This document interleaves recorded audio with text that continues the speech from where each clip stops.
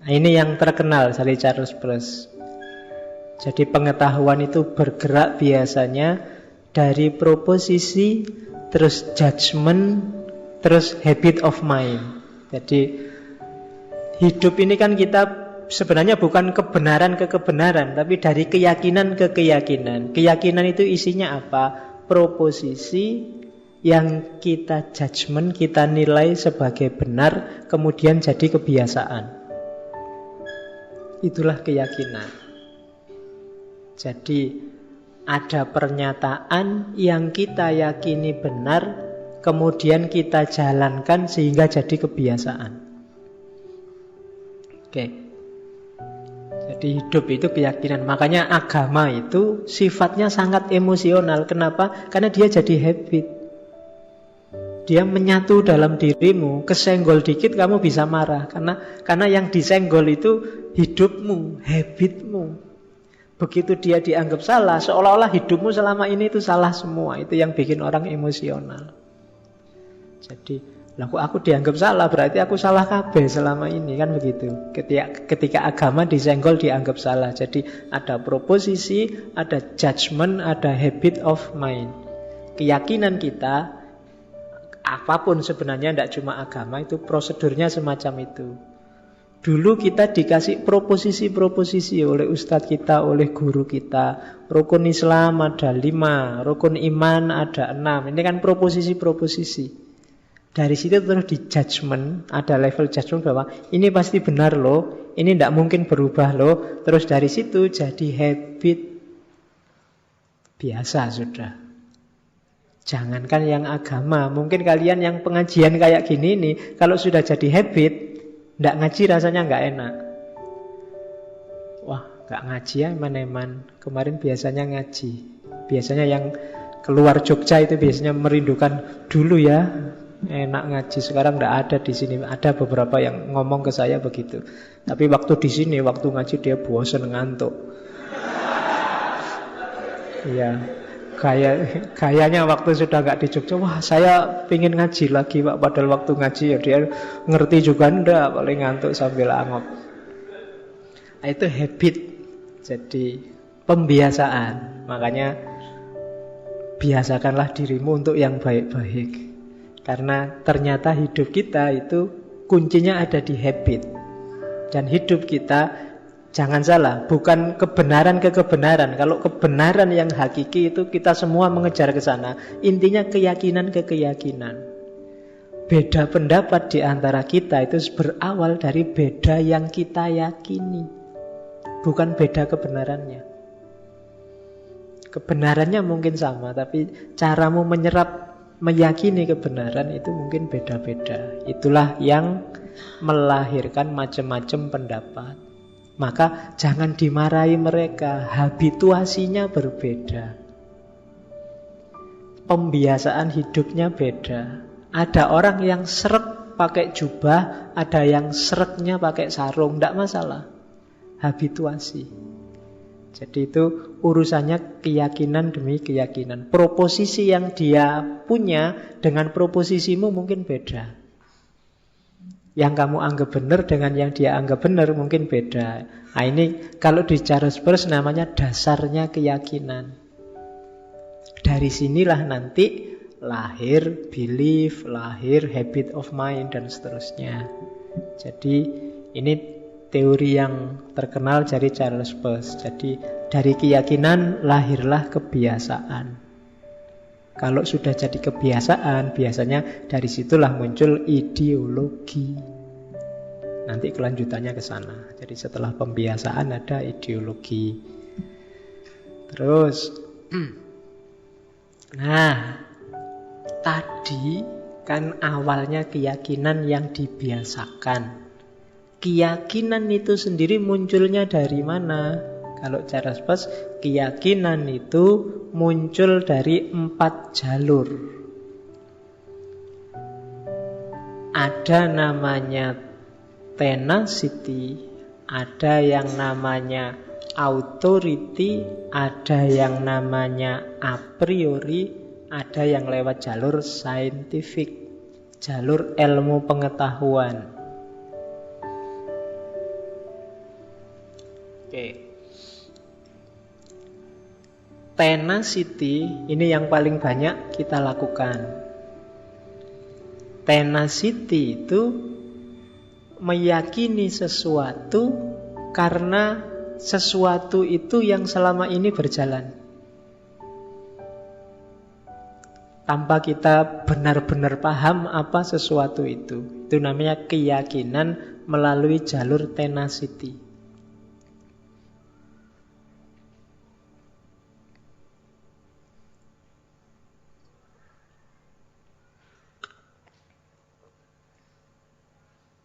Ya misalnya kayak tadi ya, kita yakin bahwa kepribadian bangsa kita adalah Pancasila.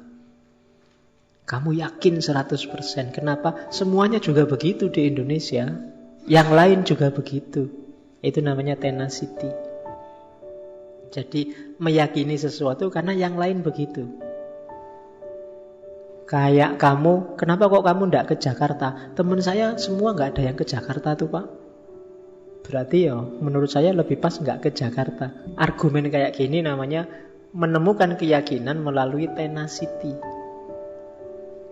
Kenapa kamu ke Jakarta? Yang lain juga ke Jakarta, Pak. Ini namanya tenacity. Oke. Tetangga saya berangkat ke Jakarta. Kemarin sudah tak ceritain ya. Alasannya simple. Kapan lagi lihat Monas gratis? Ya, dia seneng waktu pulang dia cerita. Wah, ternyata kados ngoten nggih Pak Faiz, Monas itu dhuwur ya. Kapan nih nonton Monas? Dia senang, bahagia sekali. Itu jasanya 212 itu. Alhamdulillah ya. Loh ini kan waktunya liburan, kapan lagi ada liburan gratis? Ada yang kayak gitu. Karena ikut yang lain. Yang lain pada berangkat ya. Kalau nggak berangkat gimana? Itu tenacity namanya. Oke. Apa jelek Pak gini? Ya enggak. Kalau kamu anti tenacity malah enggak bisa hidup. Sebagian besar hidupmu pakai ini. Karena yang lain begitu. Kalau nggak percaya coba ya. Di sini pakai celana. Coba kemarin waktu ngaji, yang kesini pakai sarung sama kopiah, saya juga pakai sarung sama kopiah. Kamu kesini kalau pakai celana jin mesti, waduh, yang lain kok pakai sarung. Besoknya mungkin kamu ngaji ganti, kamu pakai sarung, pakai kopiah, atau nggak jadi ngaji. Ya kan? Kita sering begitu. Begitu masuk ke lokal tertentu, wilayah tertentu, mesti kamu lihat yang lain bagaimana. Yang lain begitu ya saya enggak. Makanya saya sering tanya mahasiswa waktu di kelas itu, kenapa sih kok sukanya duduk di belakang? Itu kebanyakan ternyata ya biasanya begitu Pak. Jarang yang ujuk-ujuk nyari duduk, biasanya nyari di belakang. Jadi argumennya biasanya begitu. Padahal loh kok di depan mengerikan, apa dosennya bikin kamu takut? Ya enggak, ya biasanya begitu aja. Itu namanya tenacity. Jadi keyakinan bahwa itu benar karena biasanya begitu. Yang lain juga begitu. Oke. Terus yang kedua, authority. Kalau ini lebih cerdas sedikit. Ada otoritas yang kamu percaya. Kayak ke dokter tadi. Saya sakit, terus aku percaya ke dokter. Kenapa? Dokter yang ngerti tentang kesehatan. Itulah. Kalau tenacity tadi, kenapa kamu ke dokter? Yang lain juga ke dokter ya. Kalau authority, kamu ngerti dokter ini yang punya otoritas kesehatan. Kalau tenacity tadi, kalau tetanggamu sakit terus ke bengkel, kamu juga ikut ke bengkel. Kalau authority, enggak, kamu ngerti. Kok kamu mau-maunya ikut ulama itu dalam bidang ini? Iya, karena saya tahu dia ahli bidang itu. Ini namanya menemukan keyakinan, menemukan kebenaran lewat jalur authority. Otoritas. Otoritas itu bisa orang, bisa lembaga, mungkin ideologi. Jadi namanya otoritas. Kamu anggap ini lebih punya otoritas dibandingkan yang lain. Jadi mencari kebenaran lewat jalur yang kamu anggap ahlinya. Sekarang kan banyak orang yang susah sekali memahami fenomena otoritas ini. Saya sering cerita ya, banyak teman-teman kita yang dengan yakinnya bilang bahwa kita umat Islam ini harus kembali pada Al-Quran dan hadis dan sunnah. Ini benar 100%. Cuma kembali pada Al-Quran dan sunnah itu bukan barang simpel. Wong kita ngaji aja pelekak-pelekuk, andalannya Quran dan terjemahan. Agak susah. Kita butuh orang yang ahli Al-Quran dan ahli sunnah. Mau tidak mau ya butuh ulama. Gitu loh. Saya sering cerita itu kan, kayak di Semarang kemarin saya cerita bahwa ada yang tanyakan, Pak, kita kan harus kembali pada Quran dan sunnah. Iya, tapi dalam sejarahnya kembali pada Quran dan sunnah di kalangan umat Islam itu di catatan saya ada 4 gaya. Yang pertama gaya letterlek tadi. Apa bunyinya? Yaitu langsung diakses sendiri. Ini menurut saya untuk bisa gaya letterlek ini orangnya harus ampuh, dia harus pinter, menguasai ulumul Quran, ulumul hadis dan banyak cabang yang berkaitan termasuk bahasa Arab. Bukan tidak boleh, boleh. Kalau ada orang ngomong kita harus kembali pada Quran dan sunnah sendiri, ngerti langsung, bagus. Ning ya butuh kemampuan, butuh kapasitas. Yang kedua ada gaya kayak para pembaharu, mujaddid. Mereka juga kembali pada Quran dan sunnah. Cuma orang-orang ini punya keyakinan Al-Quran dan sunnah itu terbatas. Ada yang ketiga yaitu ijtihad. Kita kembali pada Quran dan sunnah, tapi kalau problemnya tidak terakomodir dalam Quran dan sunnah, ijtihad. Itu gaya kedua. Ini sama-sama kembali Quran dan sunnah, tapi akalnya dipakai dengan ijtihad. Ada gaya ketiga, kembali pada Quran dan sunnah, tapi karena aku tidak ngerti, aku ini lemah, ya aku ikut orang yang pinter. Aku ikut lembaga yang ngerti, organisasi yang ahli di situ.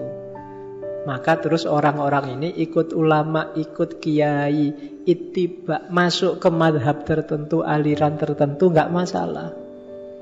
Jadi kalau kamu, saya Pak, ikut kiai ini Pak, pendapatnya tentang ini bukan berarti kamu tidak kembali pada Quran dan sunnah. Kamu juga kembali pada Quran dan sunnah, tapi kamu sadar kelemahanmu, kamu ikuti beliau yang lebih ngerti tentang Quran dan sunnah. Jadi tidak harus kamu jujuk sendiri, karena kalau kamu jujuk sendiri ora tekan. Wong kamu masih Iqra juz 3. Nah, jadi ini juga gaya kembali pada Quran dan sunnah. Ada juga yang lebih ekstrim, kita menyebutnya kelompok liberal. Kalau kelompok liberal ini kembali pada Quran dan sunnah, tapi tidak letterleknya, hanya visi dan misinya, isinya Al-Quran dan sunnah. Jadi letterleknya ndak, ayat ini punya semangat apa sih, ayat ini punya misi apa sih, itu yang diwujudkan, tidak harus letterlek. Ini biasanya teman-teman dari sayap kiri, kelompok liberal. Nah, menurut saya ya semuanya itu masuk kategori kembali pada Quran dan sunnah, cuma gayanya macam-macam. Itu jenis authority. Kita percaya pada otoritas Al-Quran dan sunnah. Jadi tidak masalah. Jadi semuanya yang balik pada Quran dan sunnah. Tidak ada orang Islam yang mau dibilangin kamu tidak Quran ya, kamu tidak sunnah, tidak ada. Semuanya ingin disebut merujuk pada Quran dan sunnah. Itu namanya cara berpikir otoritarian. Karena agama ya kan percaya pada otoritas. Puncaknya adalah otoritas Tuhan. Oke, makanya tidak perlu ngamukan gara-gara ini. Kamu juga tidak harus ngamuk kalau ada orang bilang mana ayatnya, mana sunnahnya gitu. Kalau ada yang tanya gitu ya bilang aja, aku tidak ngerti. Wong memang tidak ngerti, tidak usah gaya. Kamu tidak ngerti ya tidak ngerti aja. Ya. Jadi kalau kamu ngomong apa yang baik-baik terus orang nagih ayat, ya kalau pas tidak ngerti ya ngomong aja tidak ngerti, jangan ngawur. Nanti malah jadi rusak. Oke. Kita tanyakan pada ahlinya, kan begitu. Tidak usah ngarang sendiri, tidak usah nafsirkan sendiri. Oke. Dan hati-hati dengan otoritas yang tidak jelas. Itu yang hari ini namanya Syekh Al-Hoaq. Ya, ayo, otoritasnya ora jelas, itu dari siapa, sumbernya di mana, ini orangnya di mana, ngomongnya apa, dia ahlinya apa, kok ngomong begitu, itu kan tidak jelas. Hati-hati nyari sandaran yang tidak. Karena otoritas ini kita sandari.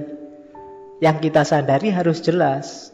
Kalau tidak jelas nanti, kalau kita jatuh karena sandarannya tidak kuat, jangan salahkan yang disandari. Karena besok pertanggungjawaban kita individual, sendiri-sendiri.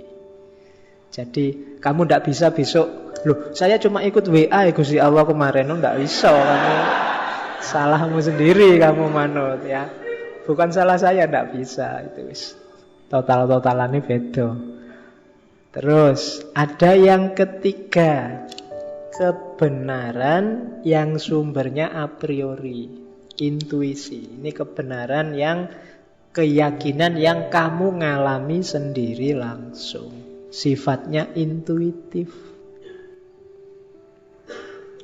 Misalnya, ini cenderung sifatnya objektif, meskipun ada juga yang rasional. Misalnya, Pak, saya itu setiap kali, kemarin ada yang mahasiswa, saya Pak tiap kali makan telur, terus tubuhku gatal-gatal semua Pak, maka saya tidak makan telur lagi. Ini kebenarannya keyakinan pengalaman dia langsung. Kebenaran a priori namanya, kebenaran intuitif. Dia ngalami, kamu bantah tidak bisa, wong dia ngalami langsung. Tidak cocok itu sama teori kesehatan, tidak bisa. Saya ngalami langsung Pak, setiap kali makan telur saya gatal. Ini kebenarannya namanya a priori. Orang lain nggak begitu nggak masalah, tapi saya begini, kan a priori itu namanya. Dasarnya biasanya intuisi, pengalamannya sendiri, pengalaman langsung.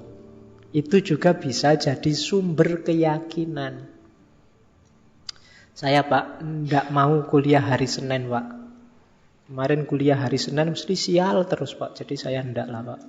Itu jenis juga a priori intuisi. Meskipun mungkin tidak masuk akal.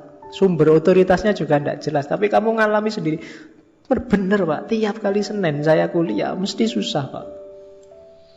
Kemarin lapar. Terus sebelumnya lagi misalnya ya, dosennya nggak selesai-selesai sampai jengkel. Akhirnya saya keluar, malah dimarahi. Sial, nilai saya jatuh akhirnya. Terus pokoknya Senin itu hari buruk lah Pak bagi saya. Ini namanya a priori. Kayak orang Jawa yang punya pedoman hari naas. Jangan keluar menuju ke selatan kalau hari ini jam sekian, sekian. Karena di selatan ada laut. Nah, misalnya, ya kalau kamu ke selatan terus kan kecemplung nanti. Nah itu namanya a priori, dari pengalaman. Biasanya yang mitos-mitos, tabu-tabu, pamali-pamali itu pengetahuan lahirnya dari sini. Ini bisa ya, bisa enggak. Yang mengiyakan yang ngalami langsung. Kayak jangan ke pantai selatan pakai baju hijau. Wah itu kan susah kan, rasionalitasnya susah. Tapi mungkin mereka pernah ngalami sendiri, ada orang ke sana pakai baju hijau tenggelam. Mungkin besok kalau ada yang ngalami lagi pakai baju merah tenggelam. Oh berarti dua sekarang. Jangan pakai baju hijau, jangan pakai baju merah. Lama-lama semua warna kena kamu. Tidak usah pakai baju. Oke, ya. Jadi itu nyari kebenaran. Pakai jalur intuitif, intuisi. Yang terakhir, ini yang kita pakai di kampus-kampus. Pakai jalur saintifik. Pakai jalur ilmu. Ilmu itu pengetahuan yang diuji secara sistematis, metodis, universal, dan seterusnya. Tidak sekedar pengetahuan, boleh sumbernya tenacity, boleh sumbernya authority, boleh sumbernya intuisi, tapi kemudian diuji